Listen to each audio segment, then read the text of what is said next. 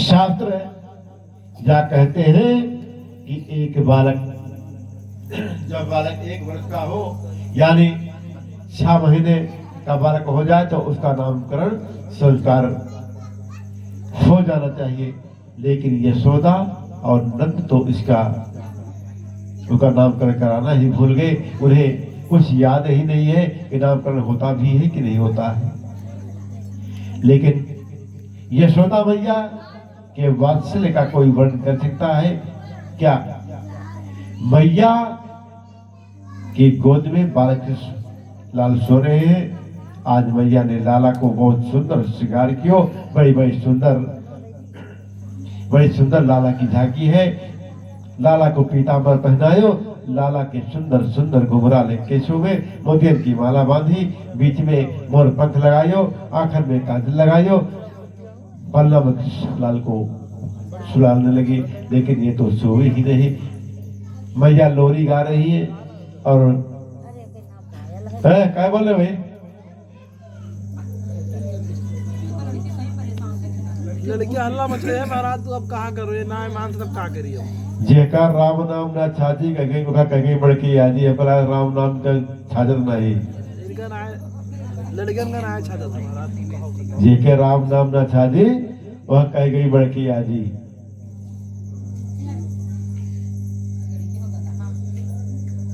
हरिओम। एक व्यास जी थे, वो कथा सुना रहे थे 1 सप्ताह से। तो कथा सुनाते, एक बूढ़ी मैया आगे बैठती और व्यास जी जब कथा सुनाते तो बूढ़ी मैया रोती। तो एक दिन व्यास जी ने पूछा कि मैया आप रोती क्यों हो? तो मैया ने क्या कहा, क्या बताए भैया? हमारे यहाँ एक पावा था, जैसे आप चिल्ला रहे हो वैसे वो 1 सप्ताह वो भी चिल्लाया और आखिर में वो मर गया। मैं इसलिए रो रही हूँ कहीं आप भी ना मर जाओ।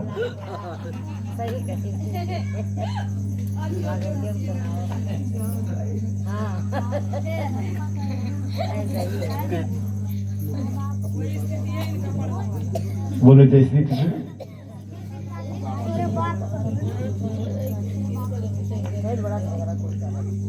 मैया लोरी जाकर सुलावे, जब तक गावे तब तक सो जावे और जैसे ही बंद करे लाला जय जावे। मैया यशोदा ने कही लाला तो सोए ही ना है, कन्हैया तो सो ही ना है। मैया के मन में आश्चर्य है। धीरे धीरे पल्ला चला रही है, गोपाल को सुला रही है। कितना सुंदर भाव है ब्रज के। कवि का जगन मगन मेरे लाल को, जगन मगन मेरे लाल को, आजा निंदिया आजा निंदिया। चंचल मोहन श्याम के नैनन बीच समा, जगन मगन मेरे लाल को, आजा निंदिया। जब तब पूजा पाठ सो विधना दियो मोहिलाल, सो जा कन्हैया लाडले मैया बजावे ताल। कैसे सुलाओ लाल को धीरे धीरे लोरी गा, शोभ कन्हैया बलनाया की है सब अभिराम। जगन मगन मेरे लाल को, आजा निंदिया आंगन की शोभा मेरो, मन मोहन घनश्याम। आरी निंदिया लाल को, मैया रे तुको बुलाए। जगन मगन मेरे लाल को, आजा निंदिया।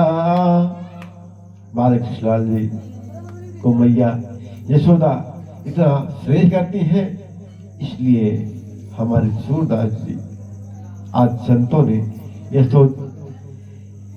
यशोदा तेरे भाग की कहीं न जाए।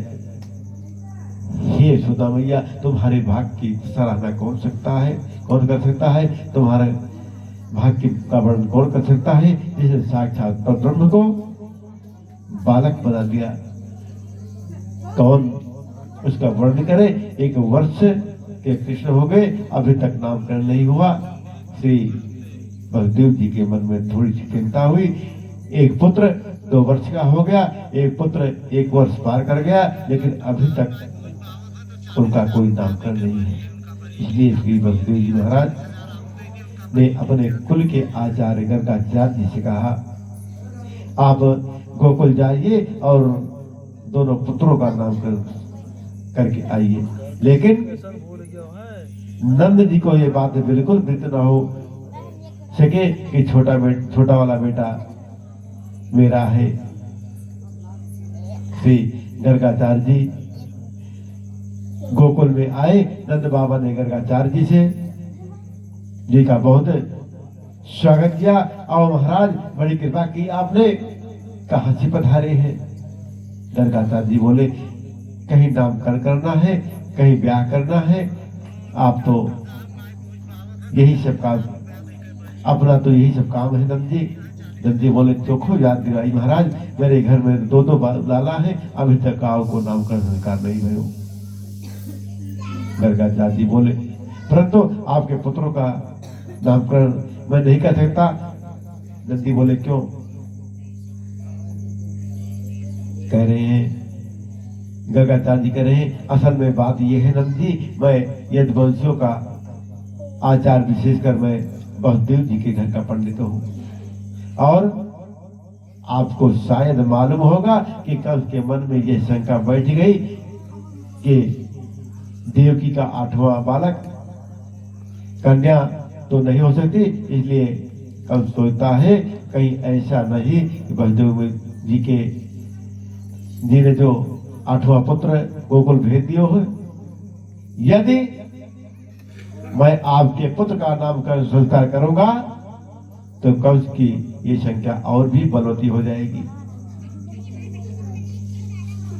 कंस कहेगा कि बलदेव जी के घर के पंडित ने नंद के पुत्र का नामकरण क्यों किया? इसका मतलब नंद के घर जो पुत्र है वो बलदेव का है, और फिर कोई ना कोई राक्षस को भेजेगा और मैं नहीं चाहता कि मेरी वजह से किसी के बालक के जीवन में संकट आवे। नंद जी ने कही, महाराज बात तो आप ठीक कहते हैं, लेकिन कंस को जब पता चलो ही नहीं कि तो राक्षस भेजोगे कहां से? कहा, जब कंस को पता नहीं चलेगा तो राक्षस भेजेगा कहां से? गर्ग जी बोले, यही तो बात है नंद जी, आप तो प्रत्येक कार्य बड़ी धूमधाम से करते हैं। लाला का जन्मोत्सव धूमधाम से मनाया, उसमें पुत्र आ गए, लाला के 6 महीने का उत्सव मनाया, उसमें सक्टासुर आ गया, 1 वर्ष का जन्मदिन मनाया, तो 13 वर्ष आ गया, लाल को उठा कर ले गया। यदि आपने नामकरण संस्कार में इसी तरह धूमधाम से मनाया तो इसी भीड़ में कंस का कोई राक्षस आ जाएगा, आपके पुत्र के जीवन में संकट आ सकता है। नंद जी बोले, महाराज हम किसी भी को भी निमंत्रण नहीं देंगे। नींद आ रही है? कहा कि आप जो है श्रीमन नारायण नारायण बोलते रहिए तो नींद नहीं आएगी। जब बोलते हो तो नींद कहाँ से होता है? तो मना बोलो तो मना बोले नींद तो होता है, जोर जोर बात नींद ना हुए। बोली श्रीमन नारायण नारायण नारायण,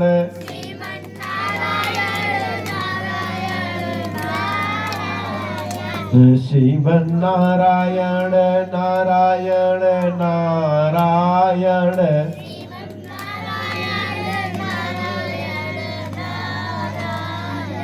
भजमन नारायण नारायण नारायण,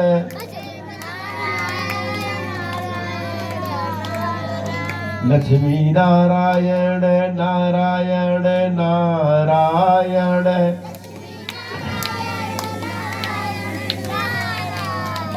ऐसे बोलती है जहाँ पता है कि दर्द से खाए नहीं था।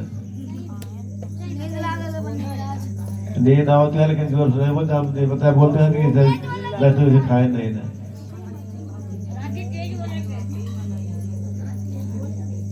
बोले बालकृष्ण लाल की।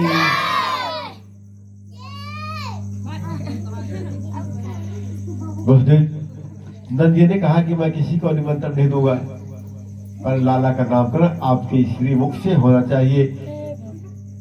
गर्गाचार्य ने कहा ठीक है, लेकिन शर्त है आप किसी को वो निमंत्रण नहीं देंगे। यशोदा से नंद ने आकर कहा देखो देवी, हमारे घर दो दो लाला है, पर दो में किसी का नामकरण नहीं भयो है, जल्दी चलो नामकरण करना चाहिए। लेकिन मैया ने सोची ये सच्चा ज्योतिषी है कि नहीं है, इसलिए दोनों माताओं ने पुत्रों की अदला बदली कर ली और अपनी गोद में लेकर गर्गाचार्य जी के सामने बैठी है। श्री सुखदेव जी कहते हैं परीक्षित, रोहिणी के गोद में बैठे हुए कृष्ण को संत गर्गाचार्य ने जैसे ही देखा, देखते देखते उनकी तो समाधि लग गई। आए थे नामकरण करने, पर कन्हैया की झांकी को देखकर अपना नाम भी भूल गए कि मैं कौन हूं।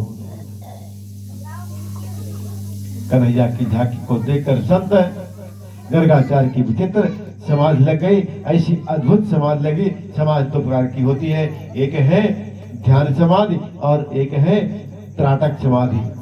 ध्यान समाधि उसे कहते हैं जिसमें आंखें बंद हो, श्वास चलते रहे, और त्राटक समाधि उसे कहते हैं जिसमें आंखें तो खुली रह जाए, मुंह खुला रह जाए और श्वास बंद हो जाए।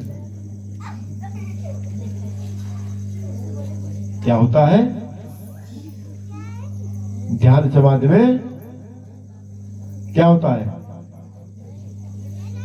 जिसमें आंखें बंद हो जाए, श्वास चलती रहे, ये है ध्यान समाधि। और त्राटक समाधि वो है जिसमें आंखें खुली तो खुली रह जाए, मुंह खुला रह जाए और श्वास से ही बंद हो जाए, इसे कहते हैं त्राटक समाधि। काहे बोल रहे हो? हमारे कोई महाराज जी के लोग का मुंह में हाथ भर रहे हो, बोल रहे हो?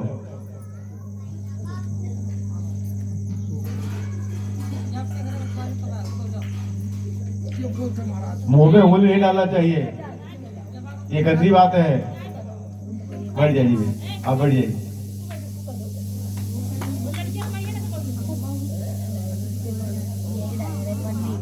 हरिओम हरिओम। श्री गर्गाचार्य जी ने गोविंद को देखा, सोचा यही तो मेरा ब्रह्म है, यही तो साक्षात परमात्मा है, यही तो निर्विकार निर्गुण निर्विशेष परब्रह्म है।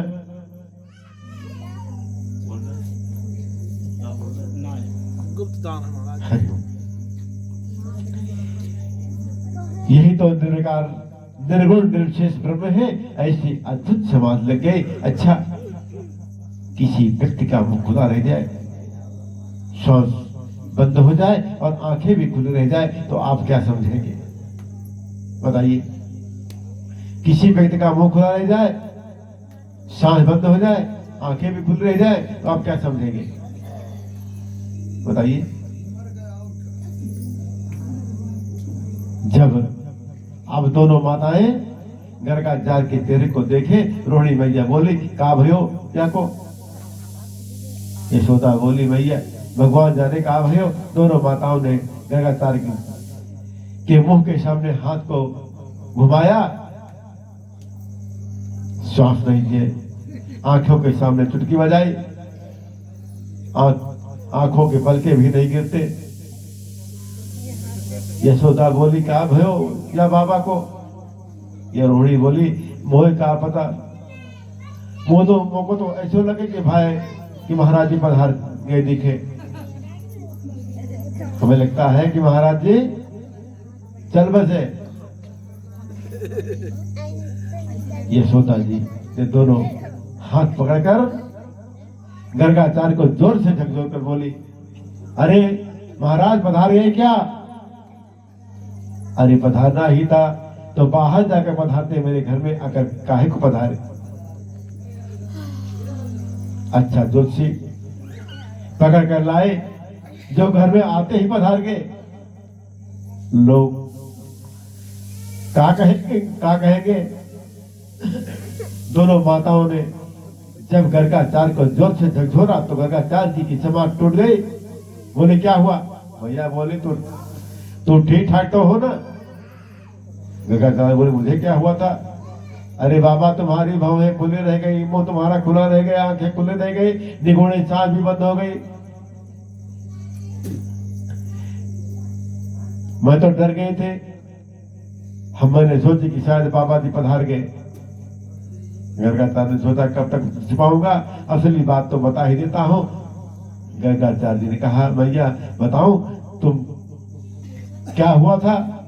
आपकी गोद में जो लाला बैठा है ये साक्षात, इतना कह करके श्री गर्गाचार्य जी महाराज चुप हो गए।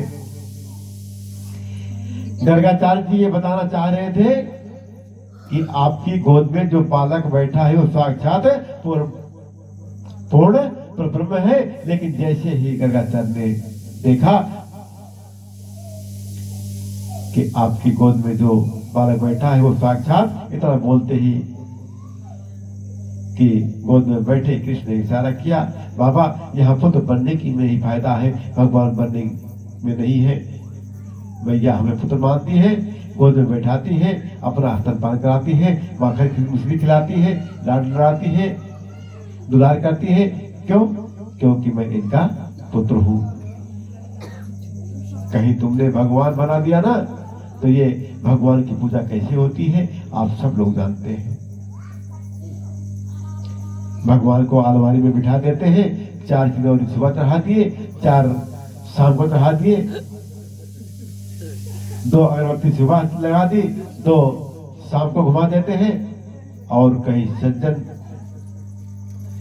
को निमंत्रण में जाना हो तो का तो किसी पार्टी में जाना हो तो क्या कहते हैं, क्या करते हैं मालूम है? भगवान के सामने 1 गिलास दूध धर देते हैं और कहते हैं भगवान जी आज इसी में काम चला लेना, चूल्हा चलना नहीं है, सबका निमंत्रण है आज, आप दूध पीकर ही काम चला लेना। हम मालपुआ खाने जा रहे हैं, भगवान ने इशारा किया यहाँ पुत्र बताने में ही फायदा है। यदि भगवान बता दिया तो चिड़िया बादाम का भोग लगाएंगे। गर्गाचार्य जी ने इशारा की, गर्गाचार्य जी इशारा समझ गए और बोले आपकी गोद में जो बालक बैठा है वो साक्षात गुणों का खजाना है माता। मैं इसकी मस्ती दिखाई देख रहा था माता, और मस्तक देखा देखने में जरा भी ध्यान भंग हो जाए तो फिर रेखा पकड़ में नहीं आती, इसलिए मेरी आंखें खुली रह गई थी। भैया बोली चोखो रेखा देखी बाबा, इतनी लंबी रेखा, हम तो एकदम डर गई थी। हमने सोचा महाराज जी पधार गए दिखे, अब नामकरण शुरू करिए। श्री गर्गाचार्य ने देखा माता कितनी चतुर है, बच्चों की अदला बदली करके बैठी है, मेरी परीक्षा लेना चाहती है। संत गर्गाचार्य ने माता यशोदा की गोद की ओर देखा। यशोदा बोली मैं बड़ी हूं, पहले मेरे पुत्र का नामकरण करो। यशोदा की ओर इशारा करके गर्गाचार्य ने नामकरण किया। अहम ही रोहि पुत्रो रमियन सुदुद गुणे आख्याते राम इत बलादिक्यादे बलम विदुहु। माता तुम्हारी गोद में जो पुत्र बैठा है वो तुम्हारा नहीं है, ये तो साक्षात रोहिणी का पुत्र है। भैया ने तुरंत हीरे की अंगूठी उतारी और गर्गाचार्य जी के चरणों में रखते हुए रोहिणी से बोली, धीरे से बोली, खड़िया ओटन नहीं है, सच्चा ज्योतिषी लगता है, सही बात बताई, किसका पुत्र है? ये रोहिणी का पुत्र है, इसका नाम है राम, लेकिन बल की अधिकता के कारण इसको बलराम कहेंगे या बलभद्र कहेंगे। भद्र कहते हैं, भद्र माने कल्याण, जिसका बल समाज के कल्याण में लगे उसको बलभद्र कहते हैं। हलधर इनका नाम होगा, दाऊदयाल भी इनका नाम होगा। एक गर्भ से खींचकर दूसरे गर्भ में ले जाने के कारण इनको शंकरषण भी कहेंगे। रोहिणी माता आपकी गोद में जो बालक बैठा है ये कौन है? इनका पहले वर्ण शुक्र वर्ण का था, फिर इनका रक्त वर्ण हुआ, माता श्री फिर फीत हुआ, और फिर इनका कृष्ण वर्ण होने के नाते इनको श्री कृष्ण रखता हूँ। इनका नाम श्री कृष्ण रखता हूँ। काला है ना थोड़ा सांवला है, ना परे सांवला नहीं चक्का उजियारा है। माता ये कभी वसुदेव के पुत्र भी बन चुका है, इसलिए इसका नाम वसुदेव भी होगा, मधुसूदन होगा, मुरलीधर होगा, गोविंद होगा, माधव होगा, और कितने नाम बताऊं। इसके बहुत से नाम होंगे, बहुत सा रूप है, और कौन वर्णन कर सकता है इनका। ये बालक नारायण के समान गुण वाला है, नारायण के समान समस्त गुण इसमें विद्यमान है। भैया बोले हे महात्मा जी, दक्षिणा कम है तो ज्यादा दे दो, पर इतुत की बातें बताने की जरूरत ना है। इधर उधर की वार्ता करने की कोई जरूरत नहीं है। कबहू भगवान बतावे, कबहू नारायण बतावे, कुछ भी बतावे, सीधो सो काहे नहीं बतावे। मेरो लाला पराक्रमी कितनो होएगो। संत गर्गाचार्य ने कहा, माँ तुम्हारे भाव को प्रणाम करता हूँ, तुम्हारे भाव का बंधन करता हूँ मैं। भैया ने बहुत सुंदर स्मरण दिया, बहुत स्मरण दिया, और गर्गाचार्य जी को का जो भक्त अनुष्ठान 3 दिन तक चलता रहा, आज पूर्ण हो गया। आशीर्वाद देकर गर्गाचार्य जी चले गए। उनको धन क्या चाहिए? सबसे बड़ा धन तो गोविंद है। जब गोविंद का दर्शन मिल गया तो और किसी धन की आकांक्षा मन में क्या हो सकती है। भैया मन में बड़े प्रसन्न है, पूरे ब्रज में आनंद उल्लास आ रहा है। श्री नंद बाबा यमुना तट पर खड़े होकर लौटे। सज्जनों, स्नान करके लौटे। बाबा यमुना स्नान जैसे ही लौटे सो घुटमन घुटमन कृष्ण जी अभी चलने लगे हैं। घुटमन घुटमन चलते कन्हैया जी बाबा आए और पूजा घर की ओर जाने लगे तो लाला भी घुटमन घुटमन उनके पीछे जा रहे हैं। बाबा ने कही, दौड़ दौड़ दौड़, भीतर ना आयो बेटा। कन्हैया बोले, क्यों? लाला मैं जय जय की पूजा करूं, बिना नहा बिना स्नान किए भीतर नहीं आए। बोले, सबसे बड़े जय जय तो हम हैं, ये हमसे बड़े जय जय कौन आगे? नंद बाबा ने पूजा घर के भीतर आने नहीं दिया। वैष्णव के घर में सालिग्राम की पूजा होती है ना। नंद बाबा ने देखा लाला पूजा घर के द्वार पर बैठे हुए। बाबा ने पंचामृत से सालिग्राम जी को स्नान करायो।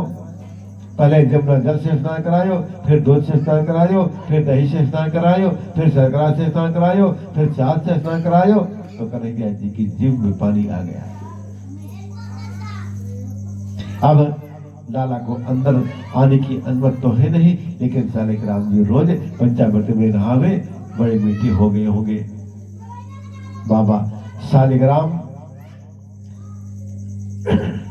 को स्नान कराकर चंदन लगाया, तुलसी रख दी और आंखें बंद करके माला जपने लगे। कुछ लोग क्या करते हैं मालूम है?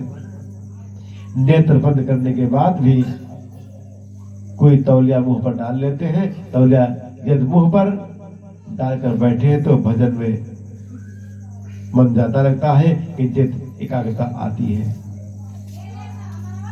बाबा मुंह पर कपड़ा डालकर भजन करने लगे। कन्हैया ने देखा कि बाबा की जो आंखें बंद है, ये सालिग्राम जय जय जो है, ये रोज पंचामृत में नहावे, दूध दही में नहावे, घी में नहावे, शक्कर में नहावे, मधु में नहावे, बड़े मीठे हो गए होंगे। घुटमन घुटमन जलकर मेरे कन्हैया पूजा घर में आ गए और चांदी के सिंहासन से सालिग्राम जी को उठाए और कपक से मुंह में धर लिया और पपोड़ने लगे और बाबा के बगल में पलथी मारकर बैठ गए। कन्हैया लाल की जय। आइए थोड़ा राम नाम संकीर्तन तत्पश्चात आगे कथा